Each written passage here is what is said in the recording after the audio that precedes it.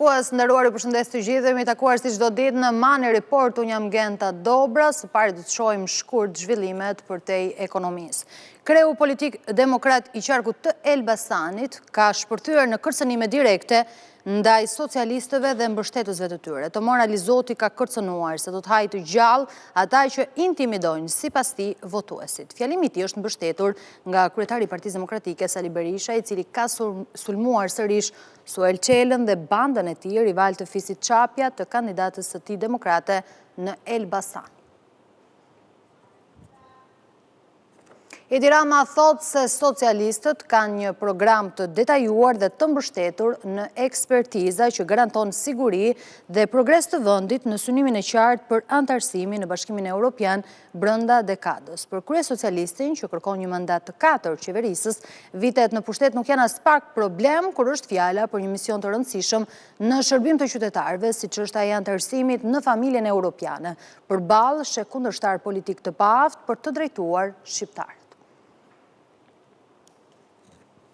Në prokurorin e posaçme kanë mbërritur materialet për konfliktin fizik të ndodhur pak ditë më parë gjatë një aktiviteti elektoral në Dibër, ku i përfshirë rezulton deputeti demokrat Xhelal Mziu bashkë me nipin e tij, teksa dhunuan zyrtarin e njësisë administrative të Ostrenit Kalosh Murrën. Policia referoi ngjarjen për veprën penale të dhunimit në zgjedhje të kryer në bashkëpunim, ndërsa SPAK po kryen veprime për të vendosur nëse do të regjistrojë kallëzimin penal apo do të transferojë dosjen në prokurorinë e Dibrës. Përveç materialit policor në SPAK ka depozituar kallëzim edhe deputeti demokrat Xhelal Mziu, i cili pretendon se ai është personi i dëmtuar.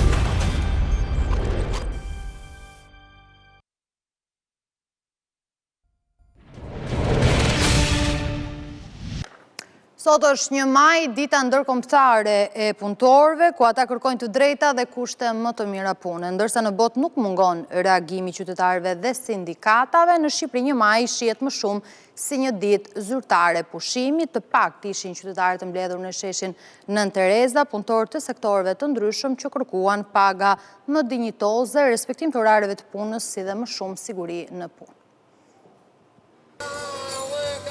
Grupe punëtorësh të fasunerive, punojës të pastrimit, call center dhe përfaqësues të sindikatave të ndryshme u mblodhën në këtë 1 maj. Se çdo punojës të marrë pak të dinjitet. Në sheshin Nën Tereza me pankarta të ndryshme në duar.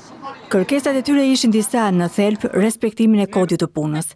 Protestojmë për kushte më të mira të punës, për paga më të larta, për ditët pushim. I bëj thirrje të gjithë punëtorëve të vrasin frikën për të protestuar të drejtat e tyre. Puna jonë është shumë e lodhshme. Punën që bëjmë neve nuk kanë barim, rrugët që bëjmë nuk kanë barim. Ne meritojmë respekt. Unë jam këtu duke përfaqësuar gjithë gratë që punojnë në fasoneri dhe tekstil.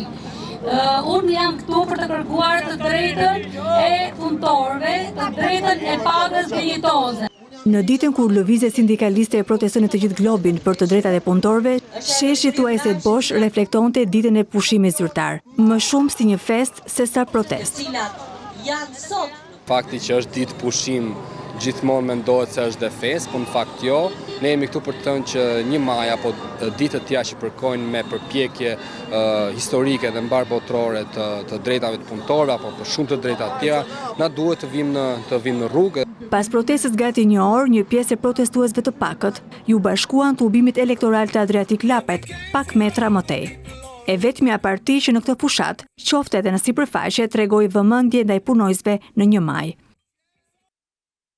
Dalemi dhe diskutojmë më shumë në lidhje me këtë çështje, duket një ditë normale 1 maj në Shqipëri, një ditë pushimi zyrtar, pak të interesuar ndoshta për të shprehur edhe kritikat apo problematikat që ka sot në tregun e punës, ndoshta kjo lidhet edhe me mungesën e sindikatave. Në fakt, në vendin tonë, një diçka krejt e kundërt me atë që ndodh në botë, një reagim qytetar, po themi, që ndodh zakonisht në këtë 1 maj, po dhe çdo herë që ka problematika që lidhen drejt për drejt me tregun e punës, për diskutuar gjithsesi në lidhje me këtë çështje, kam në një komunikim të drejt për drejt zotin Erion Moça, ekspert për punësimin. Mirë se erdhe në Mani Report.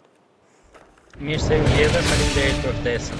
Erion, duket se çdo 1 maj është një ditë e zakonshme në Shqipëri, një ditë pushimi zyrtar, nuk ka një lloj reagimi. Pse vjen kjo? 1 maj më tepër është një ditë simbolike, pasi janë 364 ditë të tjera të vitit në të cilën çdo ditë ka një problematikë apo shumë problematika që kanë të bëjnë me të respektimin e të drejtave në punë nga ana e sipërmarrjeve dhe paralelisht një tjetër problem që ka të bëjë me 1 majin është dhe fakti i mos reagimit mbarkombëtar nga ana e punojësve për të drejtat e tyre, gjë që në një formë apo në tjetër lidhet me mungesën e solidaritetit që ne kemi. Mungesa e sindikatave konkretisht thuaj se janë inekzistente. Sindikatat në Shqipëri nuk është se kanë shumë hapësira dhe mundësi që të kenë edhe të bëjnë të mundur zgjidhjen e problematikave, kjo sepse sindikatat kanë patur dhe kanë element të pamjaftueshëm dhe fuqi dhe pushtet të po themi të pamjaftueshëm për t'i dhënë zgjidhje problematikave apo për të angazhuar dhe aktivizuar njerëzit në nivel revolte mbar popullore, gjë që në një formë apo në një tjetër tregon pa fuqinë e tyre për të reaguar. Po unë nuk do ta lidhja shumë me sindikatat më tepër se sa me neglizhencën dhe indiferencën që ne kemi ndaj padrejtësive që na bëhen në vendin e punës.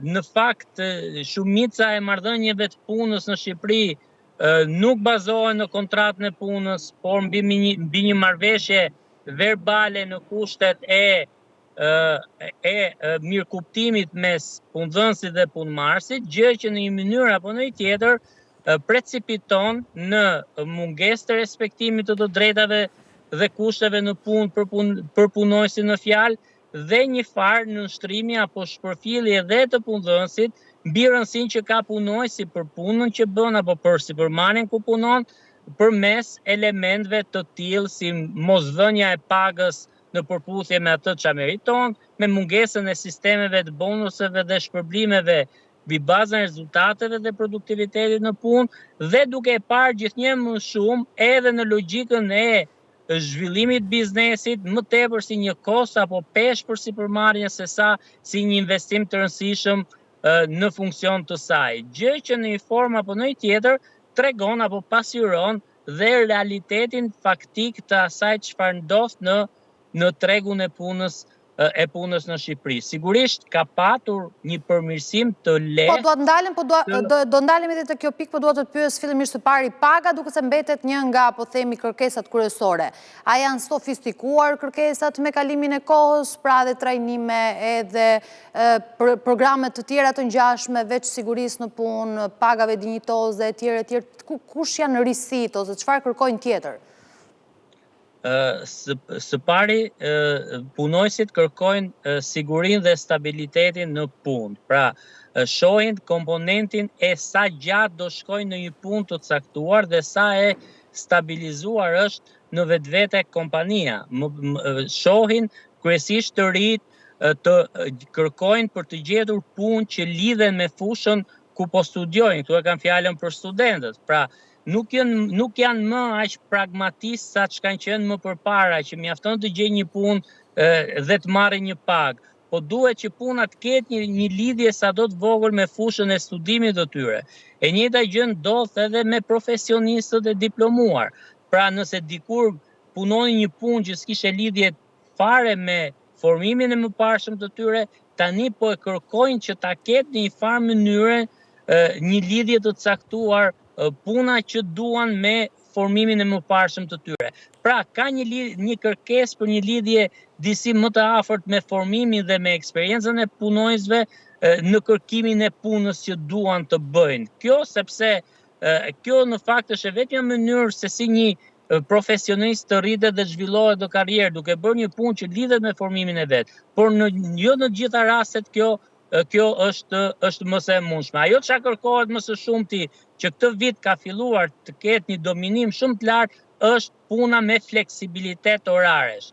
Gjithnjëherë më shumë punojësit po largohen nga interesi për të punuar 8 orë dhe po kërkojnë për gjetur punë që mund të punojnë edhe më pak se kaq, me qëllim që të ketë mundësi ose për jetë sociale ose për të bërë më shumë se sa një punë, pasi dihet që vështirësia e jetës në raport me pritshmëritë që ka çdo punonjës bëhet gjithnjëherë më vështirë dhe tani më të bërit e më shumë se një punë, sidomos në qytetet e mëdha apo në zonat e zhvilluara urbane, po kthehet në një stil jetese i kushtëzuar nga rrethanat dhe nga pritshmëritë që ka gjithë secili. Këto janë pak a shumë dominante. Pastaj është dhe strukturimi i tregut, duke qenë se ne në Shqipëri po stimulohet shumë sipërmarrja apo iniciativat e startupeve të reja, duke patur subvencione të caktuara, shumë të ri punojnë si freelancer në fushën e profesioneve që kanë të bëjnë me teknologjinë e informacionit, por jo vetëm, dhe me fusha specifike zanatesh, gjë që ka bërë që shumë sipërmarrje të mëdha të reduktojnë numrin e punonjësve, sepse një pjesë të shërbimeve kur i kanë të rralla në funksion të nevojave, i kërkojnë për t'i marrë nga kompani të vogla deri të mesme, nga studio konsulencash apo nga individ të ri freelancer që operojnë në këtë fushë, gjë që në një mënyrë apo në një tjetër përqendron të gjithë industrinë apo sipërmarrjen apo sektorin privat në Shqipëri, ashtu si kundër jemi aktualisht, në biznese të vogla, kryesisht të vetpunësuar, në individ që punojnë freelancer, në studio të vogla konsulencash, gjë që në një mënyrë apo në një tjetër pamundëson krijimin apo ndërtimin e sistemeve të promovimit të brendshëm në karrierë, duke mundësuar thjesht dhe vetëm nivelin e pagës si element lëvizje nga një punë në një tjetër për shumë punonjës, sepse mundësia për të rritur apo për të zhvilluar profesionalisht në karrierë është praktikisht shumë e ulët. Si ka ndryshuar kushtet e punës? Kanë ardhur duke u përmirësuar, po themi, nga viti në vit? Kushtet e punës, kryesisht të lidhura me infrastrukturën e ambientit të punës, kanë ardhur duke u përmirësuar, por përmirësim të ulët ka pasur respektimi të drejtave në punë të një punonjësi. Këtu e kanë fjalën për disa pika të kodit punës apo kontratave të punës që kanë bëjnë me ditët zyrtare, pra orari 8 orë në ditë që përgjithsisht tejkalohet nga punonjës të ndryshëm dhe nuk paguhet. Këtu kanë fjalën për tejkalimin e 40 orëve në javë të punës zyrtare për punë full time, ku edhe shtuna përgjithsisht është punë me orar të reduktuar dhe pa përfshirë apo edhe pa paguar në shumë raste, apo edhe element që kanë të bëjnë me pagesa shtesë për turn të dytë apo pagesa shtesë për turn të tretë dhe punën në festa zyrtare. Pra përgjithsisht këto element që kanë të bëjnë me të drejtat e punonjësit janë dhe nuk po respektohen aq sa duhet nga ana e sipërmarrjeve, ose ndryshimi dhe përmirësimi ka qenë i ulët. I njëjta gjë ka ndodhur dhe me rritjen progresive të nivelit pagave në sektorin privat, i cili nuk u rrit aq sa pritej me incentivimin e shtetit. Pra nuk ndoqet njëjtë në ritëm pavarësisht rritjes së madhe dhe reformës. Duhet bëjnë më shumë bizneset për të përmirësuar kushtet e punës për punonjësit? Bizneset kanë mundësi, pra ato biznese që kanë mundësi për të punuar më shumë, duhet të bëjnë patjetër që një punonjës të ndjehet i vlerësuar, i respektuar në ambientin e punës dhe të shkojë me qejf në punë, të mund të trajtohet dhe shpërblehet mbi bazën e punës së sjellë dhe rezultateve që i mundëson kompanisë, duhet vlerësohet për eksperiencën e gjatë pranë asaj kompanie që është tregues i vlerësimit që ka karshi punës që bën dhe karshi asaj sipërmarrje, dhe po ashtu do duhet të ketë sistem bonusesh dhe shpërblimesh periodikisht dhe në mënyrë progresive me qëllim që të ndjehet sa më interesuar dhe sa më i përfshirë me punën që bën dhe me kompaninë dhe ta trajtojë atë sikur ta kishte të vetën dhe nga ana tjetër punëdhënësi apo sipërmarrësi ta trajtojë punonjësin sikur ta kishte një antar të familjes, sepse sot kënaqësia emocionale e një punonjësi në punë është parakush për sukses për një sipërmarrje dhe kjo tani më është fakt. Erion Muça, të falenderoj shumë që ishe sot në Money Report. Faleminderit, ishe kënaqësi, gjithë të mira. Faleminderit.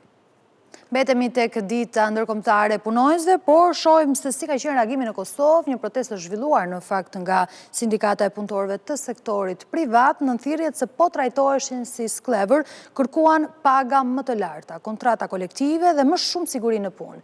Nëse pagat nuk rriten deri në shtator, paralajmëruan bojkotim të punës. Po trajtohemi si sklever dhe këto paga nuk po na lën as të vdesim dhe as të jetojmë. Këto ishin disa prej thirrjeve kryesore gjatë protestës së sindikatës punëtorëve të sektorit privat Kosovës në tubimin e tyre gjatë ditës ndërkombëtare të punëtorëve. Ata kërkuan që paga në sektorin privat të rritet në 600 euro, marrëveshje kolektive, sigurime shëndetësore dhe ngritjen e gjykatës së punës. Në një protestë të organizuar nga kjo sindikat, kryetari i saj Yusuf Azemi tha se nëse nuk do të rriten paga deri më 1 shtator, atëherë sektori privat do të bojkotojë punën. Kemi ardhur në një shkallë që të kërkojmë kërkesat tona, do po marrim një pagë 232 euro, të nderuar deputet me prezencën e juaj për 5 minuta po i merrni 200 euro. Dhe ajo që ka është me e keqja, ju nuk po e kryeni funksionin e juaj. Ndërsa njëri nga protestuesit, Hakif Sulejmani, tha se 1 maj në Kosovë nuk është ditë pushimi për punëtorët e sektorit privat. Do të protestojmë për të drejtat e punëtorëve, për rregullsitë e punëtorëve dhe për sakrificat e punëtorëve që jemi duke bërë. 1 maj nuk është një ditë pushimi. Është një ditë punë, një ditë që na do të rikujtojmë ditën evropiane ndërkombëtare të punëtorëve. Ndërsa një tjetër protestuese, Hafije Statovci, u shpreh se një pagë prej 230 eurosh është vetëm për mbijetesë. Në vend që të ditën e sotme të festojmë, ne duhet të protestojmë. Në këto ditë të rënda, për të sotën herë, njoftuam shtetin dhe personat përgjithës se ne nuk po mund të mbijetojmë me pagat që i kemi. Në Kosovë, punëtorët e sektorit privat të Kosovës edhe sot marrin pagë 230 euro. Kjo pagë nuk po na lë të vdesim, po dhe nuk po mund të jetojmë. Qeveria do të financojë $10 milion startupin e shqiptares Mira Murati, që zhvillon inteligjencën artificiale si ChatGPT. Kjo ka sjellë rishikimin e buxhetit të shtetit, ku i vetmi ndryshim ishte pikërisht alokimi i fondeve në mbështetje të kësaj platforme që synon të mbledhë deri në $2 miliard në raundin fillestar. Shteti shqiptar do të jetë aksioner në projektin inovativ në fushën e inteligjencës artificiale, që do të zhvillohet nga shqiptarja Mira Murati. Nisur nga kjo, buxheti i shtetit është rishikuar për herë të parë për këtë vit për të financuar projektin Machine Thinking Lab me një vlerë prej $10 milion.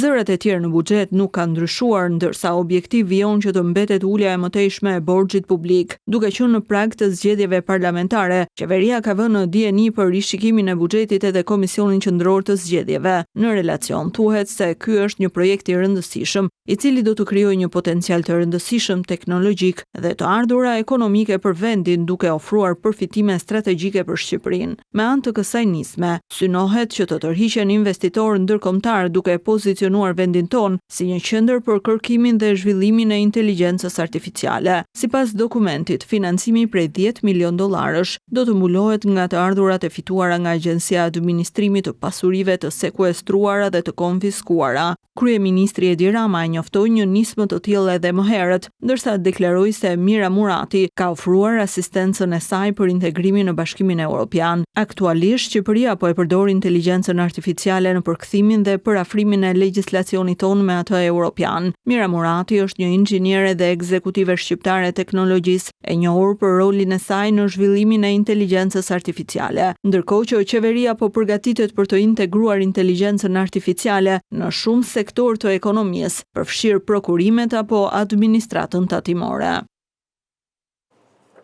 Nga sot për 9 muaj, qytetarët e Shqipërisë dhe të Kosovës do të udhëtojnë pa kontrole në pikën kufitare të Morinës. Ky lehtësim i lëvizjes nga të dy anët e kufirit përsëritet sërish këtë vit pas marrëveshjes mes dy qeverie. Qytetarët nga Kosova dhe Shqipëria thonë se hapja e kufirit lehtëson lëvizjet e tyre në dy vendet, sidomos gjatë sezonit turistik.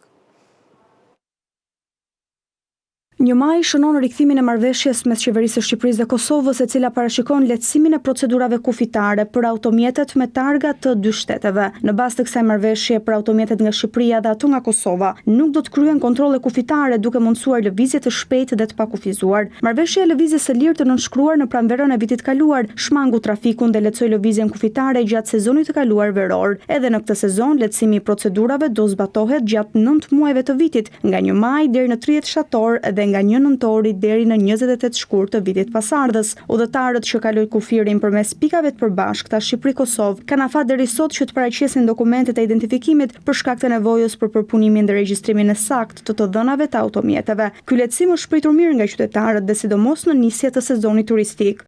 Po, mirë shumë, urime edhe juve edhe neve dhe të dy anëve, dhe ne ka Shqipënia dhe neve nga Kosova. Na ka gëzu ky lajm shumë dhe jemi të lumtur. Në Shëngjin do të rrim deri të dielën. Sa do që në kontrole për shkojmë për Velipoj. Shumë mirë, gjithat mija, s'pat asnjë ndalesë, kalum mirë dhe i këtu, tash të shohim rrugës tjetër, dhe në Velipoj. Pritit e gjata çka kisha këtoj nervoz. Më njërë është me vlishën e i kufini shqiptar, pse të kemi vonesa. Edhe është shumë efikase dhe për ekonomi, mos me prit, mos me e shfrytëzon shkon pushim, i gëzuar, jo nervoz, se zakonisht në kufi pak njerëzit nervozohen, edhe ku po shkojmë në qef edhe kthehemi në qef prej jetë. Qytetarë që kanë zgjedhur të hyjnë në vendin tonë ka patur dhe nga Maqedonia e Veriut, fluks është vërejtur në pikën e kalimit kufitar të Qaftanës, ku shqiptarë të Maqedonisë, favorizuar edhe nga moti i ngrohtë me diell, i janë drejtuar Bregdetit shqiptar. Shtetet e Bashkuara dhe Ukraina firmosën marrëveshjen për mineralet, e cila shënon një pikë kthese në raportet dypalshe. Marrëveshja nuk u arrit të nënshkruhet në shkurt pas tensionit mes Trump dhe Zelenskit gjatë takimit në zyrën ovale. Kreu i Kievi jep të drejtën Washingtonit që të ketë fitimet e tij nga shfrytëzimi i pasurive minerale të Ukrainës në këmbim të ndihmës ushtarake dhe asaj për rindërtimin e Ukrainës pas luftës.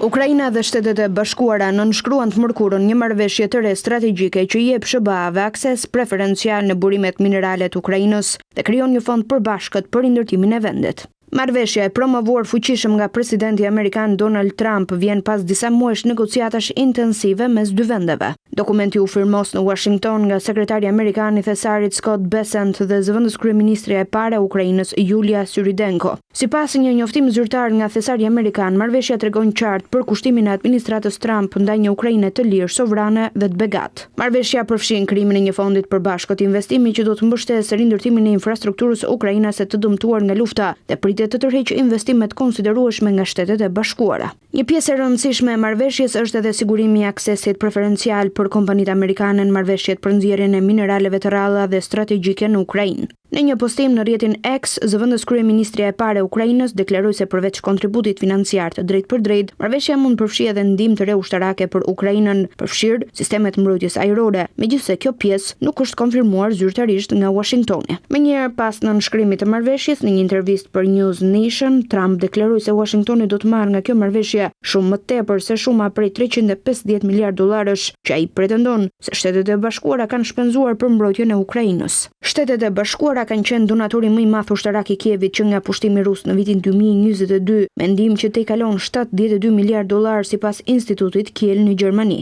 Marrëveshja për mineralet me vlerë mes Washingtonit dhe Kievit vjen ndërsa Trump përpiqet të nxjisë një zgjidhje paqësore për luftën tashmë 3 vjeçare të Rusisë në Ukrainë. Marrëveshja shihet gjithashtu si një hap i rëndësishëm për përmirësimin e marrëdhënieve mes Kievit dhe Shtëpisë së Bardhë, të cilat ishin tensionuar pas ardhjes së Trump në pushtet në fillim të këtij viti. Ishte gjithçka për Mani Report. Zhvillime të tjera nga vendi, rajoni dhe bota indishni edhe në faqen zyrtare abcnews.al, po ashtu informonin korale në valët e radios në frekuencën 105 FM. Ne bashkë do ndajmë këtu, pas pak do t'jeni me kolegen Jeta Kasem.